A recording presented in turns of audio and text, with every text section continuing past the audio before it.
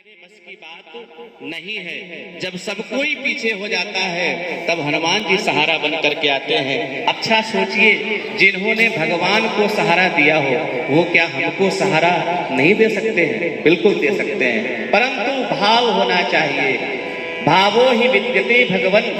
अगर हमारे अंदर श्रद्धा और विश्वास व भाव की कमी होगी तो परमात्मा हमारे आसपास होगा परंतु हमको दिखाई नहीं देगा। इसलिए आवश्यक है कि इनकी कृपा यदि प्राप्त करनी है तो हनुमान जी ने स्वयं कहा है क्या कि निर्मल मन जन सो मोहि पावा,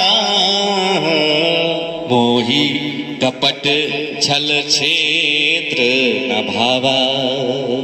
सब कुछ करते हैं लेकिन हमारा ध्यान पूजन करते समय भी, भगवान की प्रार्थना करते समय भी कहीं अन्यत्र हुआ करता है।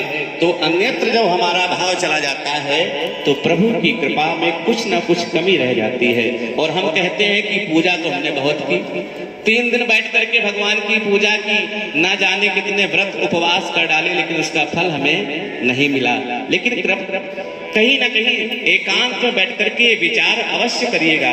ये आप पर दायित्व है कि पूजा करते समय क्या हमारा पूरा ध्यान परमात्मा के पास रहा नहीं रहा। कुछ ना कुछ समय के लिए जब हमारा ध्यान अन्यत्र हो जाया करता है तो समय लगता है।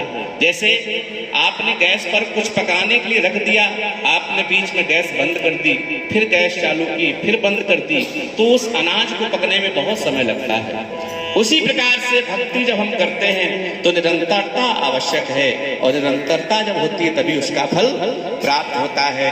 तो जब हनुमान जी से कहा गया, किसने, जामवंत ने कहा कि क्यों प्रभु बैठे क्यों हो, तुमसे यह कार्य हो सकता है। क्या कहा कि कवनो सुकाज कठिन जग माही, जो नहीं होय